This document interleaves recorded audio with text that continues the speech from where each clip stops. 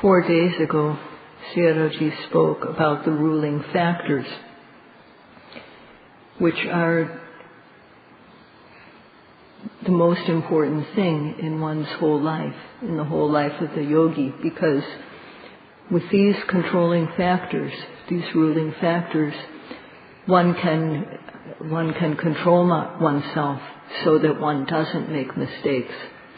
Or if one does, the mistakes one makes are not so big that they cannot be corrected. They're not so big that they destroy one's life. So these ruling faculties are what give us the ability to make our mistakes practically zero. And there are 9 causes for sharpening the faculties, the ruling factors such as faith. And Sayadaw spoke about these. So in order to see the mind and matter that are really in one's body, which are related as cause and effect, to see them how they really are, stage by stage, we have to be able to see how they arise and pass away. We need to be able to see how they come to an end. And if we have not yet seen that, how they come to an end, then our faith is not yet strong. And because faith is not yet strong, the power to resist unwholesome deeds is not yet strong. And because faith also is not yet strong, effort, sati, samadhi, panya, these 2 are not yet there. And so one is not able to rule oneself. And because of this, because people in the world, for the most part, are not able to control or rule or govern themselves, the world is falling apart. To rule or govern oneself is very important. And the Buddha saw this, and therefore he gave a method. He said that this is the method for fulfilling these 5 ruling faculties. And he gave these 9, as Sayadaw spoke in the Pali, Nawaha karehi indriyani tekani bhavanti, that there are 9, because of 9 causes, the indriyas, the ruling factors, become sharp. And the first of these, upanupananang sankharanang kayameva pasati, to see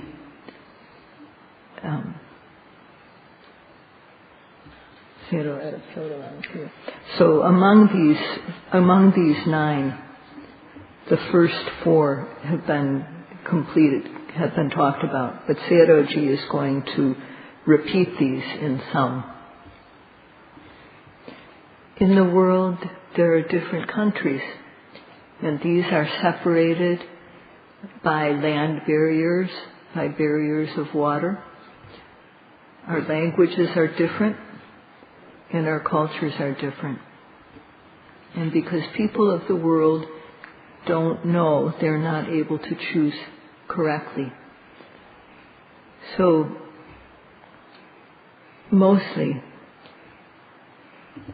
in order to make faith strong, the Buddha gave a practical method. And he said to study your own self. Do research on your own self. Not like scientists do research on what is outside of them. The Buddha said to study yourself by yourself. As Sayadaw said, upanupananam sankharanam kayameva pasati, that in the body, at the moment, there are various things that happen. There's seeing, hearing, smelling, tasting, touching, bending, stretching, lifting, moving, placing. All these various things happen. And to see them as they are, when they are, to see them, when we see also that they are related as cause and effect. Mind causes matter, nama causes rupa, and rupa causes nama. What happens is not without cause. It's not random. What happens is due to cause and effect. And if we are able to observe so that we see mind and matter, nama and rupa, then we know there's nothing else there inside of us. There's no soul. There's no life, no self, no soul to be found in there. We come to understand this well in the practice. There's nama and rupa, and if you take these two things away, there's nothing. There's nothing left inside. There's no person. There's no man. There's no woman. There's just mind and matter, nama and rupa.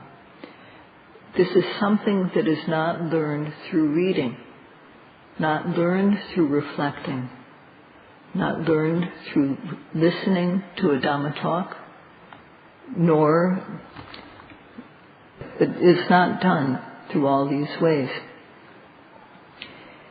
We keep sila. We first of all establish morality, and then we make our minds clean. And the mind then becomes clear and is able to see then nama and rupa, mind and matter. First it sees mind and matter. And going from there one stage, one starts to see how these are related as cause and effect. The cause of karma, our past karma, brings about matter, physicality, or rupa. The eye base, the ear base, the nose base, the tongue base, the body base, the sense receptors through which we experience sight, sound, smells, taste, and touch. Scientists are not able to find out what is the origin, what is the original cause for these parts of the body to arise.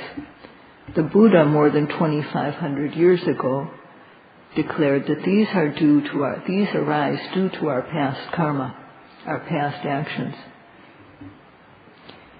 And at this time, if one understands how these act together as the base, the striker, and the spark, the sense base, the object that is perceived in consciousness,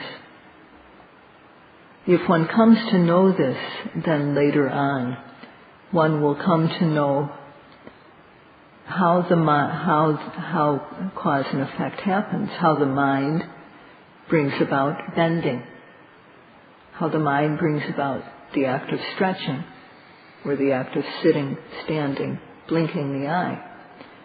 This too is a case of mind causing matter. Mind also causes mind. However many sights there are around us, however many things there are to hear in the environment, one won't see anything, one won't hear anything, unless there is attention paid to this. This is the arrow of the mind, manasikara, which turns our mind to a specific object so that we can pay attention to it.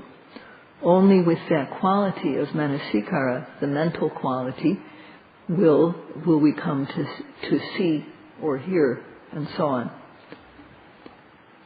Matter also causes matter. Rupa causes rupa. For example, when the weather is cold, the matter in our body becomes cold. And when we go close to a fire or turn on the heat, then the body becomes hot and we sweat. So this is how matter causes matter. And also nutrition, ahara, causes matter or rupa. If one doesn't eat, the lack of nutrition in our body makes the body weak. It makes the body not strong. And then, if one eats and takes in this nutritious food, then the body becomes strong and sturdy.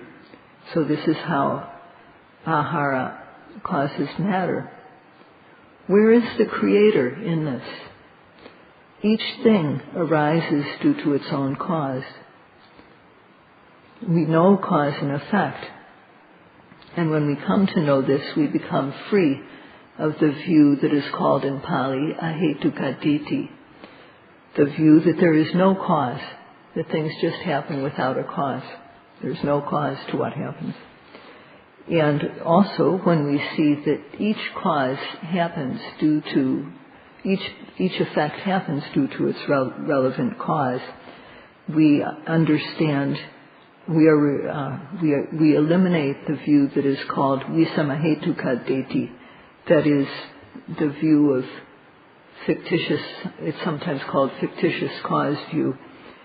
This happens when we don't know what the true cause for something is. And so we make up a cause. We insert a cause because we don't see the real cause. And so we think, for example, that there's a Creator that makes us blink. So when one understands cause and effect, then one realizes, first of all, that it's not without cause. So this wrong view of causelessness is eliminated. And one also realizes that it's not due to irrelevant causes. It's not due to a made-up cause. Things have their own cause. So knowledge like this arises. So one studies oneself, and the false beliefs that one had, the wrong ideas that one have, gradually are eliminated one by one. This is concerned with every human being of every background, of every religion. It has nothing to do with religion. Science is not related to religion, but science is just studying matter. When we study ourselves, this is all we're doing, studying ourselves. There are eyes, ears, nose, tongue, body, and mind. These are the places where the objects are received, where we perceive senses. These are the places where sights, sounds, smells, tastes, touch, and thoughts are received. So these are receptors for sense. If there's no receptor, then there's nothing that can be perceived. Nothing can be experienced if there's no receptor. So the receptor, when the visible object strikes the receptor, then the image is seen. Because there's a receptor, the sound is heard, the taste is tasted, the smell is smelled, the touch, hot, cold, and so on, is felt. And although Westerners think that this happens in the brain, Easterners think that mental objects, such as thoughts, thinking of seeing things in the mind, hearing things in the mind, as though we see, as though we hear. These two happen when one of these objects strikes the receptor. And Westerners think that it's the brain that is receiving these mental objects. But in the Buddhist scriptures, it's the heart base that receives mental objects, such as images, not real physical images, but as those seen. So in all these, if there's an object that strikes its relevant sense base, then there will be knowing that object. There will be sight, smell, taste, touch, sound, thinking. So this knowing, these are all the sparks. There's the base, the striker, and the spark. Or this is how it's called in one way. The sense base, the object that strikes the sense base, and the consciousness that arises. So these are sparks, knowing the object. And in the moment of any sense experience, there's just the sense base and the object striking it, and the spark of knowing the object at that moment. So when one sees this, then one knows that this is all there is. There's no person in there. So each thing occurs in its own time. And when we practice satipatthana, it's like doing research on ourselves in a laboratory. So as we observe our mind and body, we come to see that this mind and matter, all of this that happens in us, it arises and it passes away. There is nothing that does not arise and then pass away. That's why these are called sankhara. Sankhara means things which come together. When causes come together, that thing arises. So it's dependent upon its causes. And this is what is happening at the six sense doors, that sense objects are being perceived, and this is how things come together due to causes. So every time a sense experience occurs, it is happening due to causes.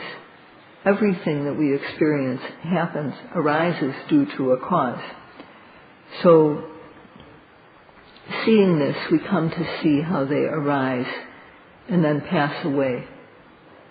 And one also then comes to see what they have in common. So once we can observe the true nature of mind and matter, then we continue to observe, we see how they all arise and then pass away, how they are not satisfactory, and how they are just process. They have no inherent self. So when we see how things arise and pass away in this way, our faith becomes quite strong. Before, we just thought that this was true, but now we see it for ourselves in a real way, and we accept it. We come to acceptance. So this is the start of the power of faith. So when we see it in this way, then if someone comes to us and says, no, this isn't true, this thing arises and doesn't pass away, this thing is permanent, one won't believe this, because one will not believe anyone who comes and says like this. So meditation is for making this power strong. Yogis are hearing at the present moment how mind and matter are related by cause and effect. The yogis are hearing, and the sound waves are coming. But if one's ear is deaf, one won't hear. The sound is coming and striking the ear, but if one is thinking about something else, then one won't hear the sound. There is a cause to hearing arising. There needs to be an ear, and the sound striking the ear. When the sound strikes the ear, Then there's knowing of the hearing consciousness. One knows the sound. There's hearing contact and hearing feeling, the feeling that occurs due to hearing. So if there's no ear present, then can any creator command us to hear? If there's no sound happening, if there's, without any sound striking the ear, can hearing possibly happen? Not 1,000 creators can make hearing happen without the ear or without the sound.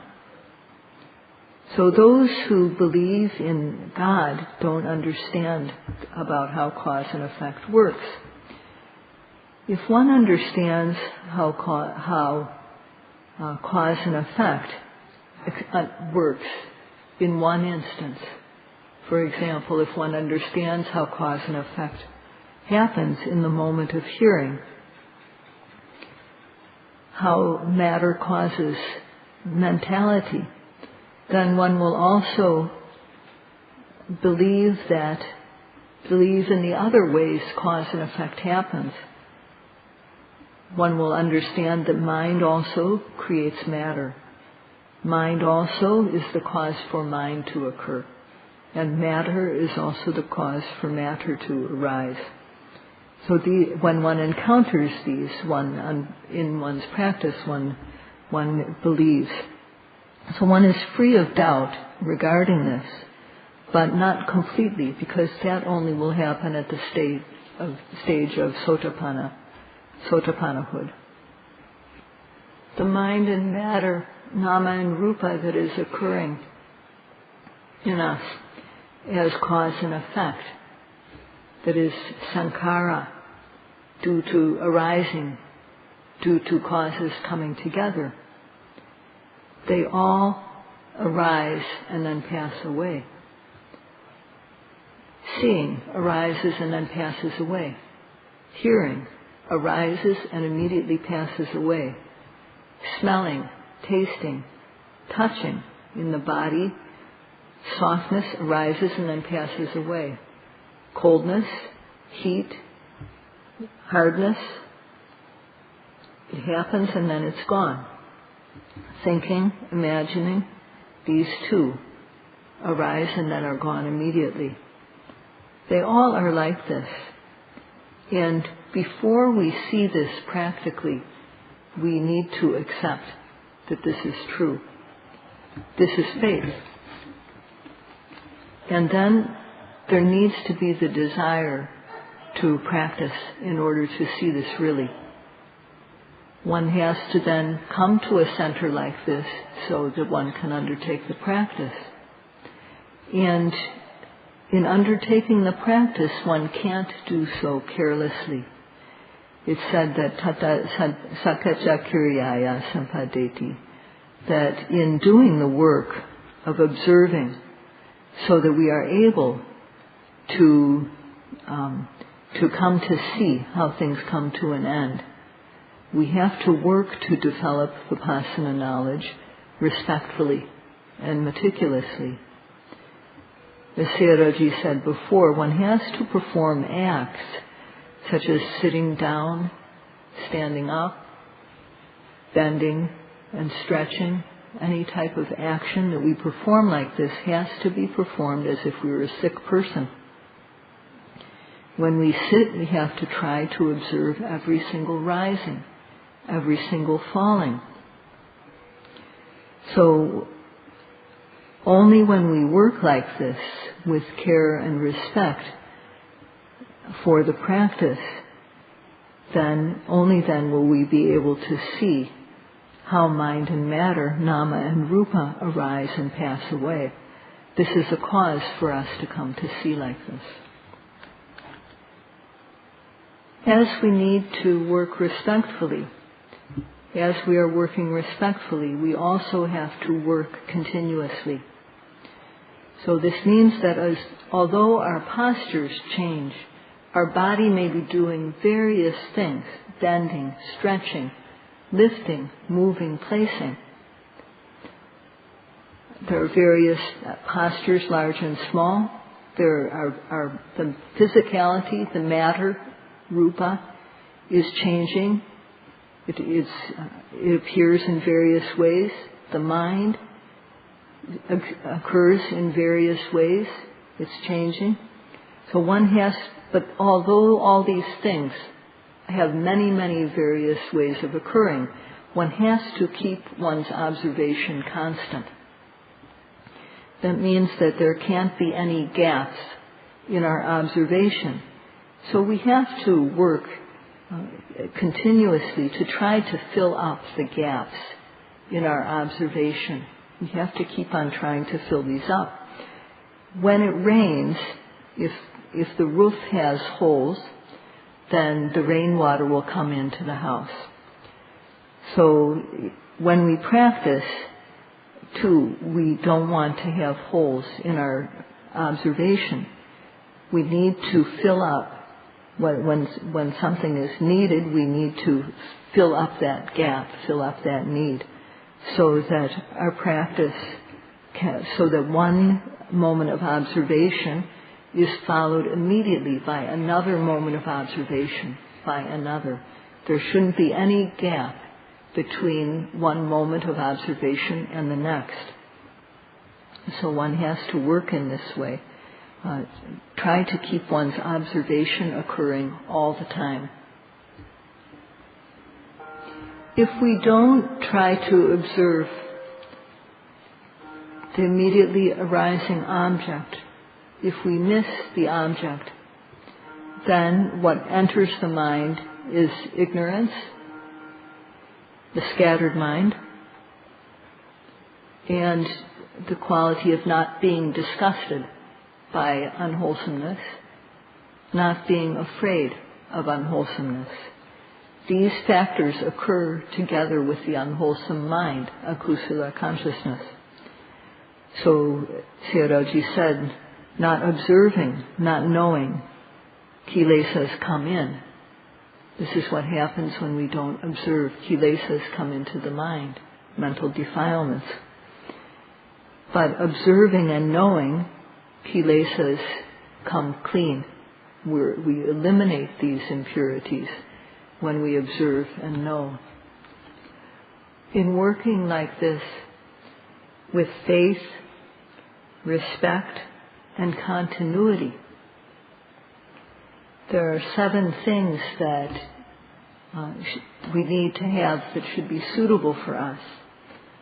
And the first of these is the suitability of dwelling, avasasapaya. So this means that we need to be free, be able to meditate in a place that's free of humans, free of human noises and so on. And the second is Gochara Sapaya. For the monks, that's related to their alms round. And as far as male and female yogis, Sayadaw thinks that everything is, there's nothing to worry about as far as suitability of resort, Gochara Sapaya.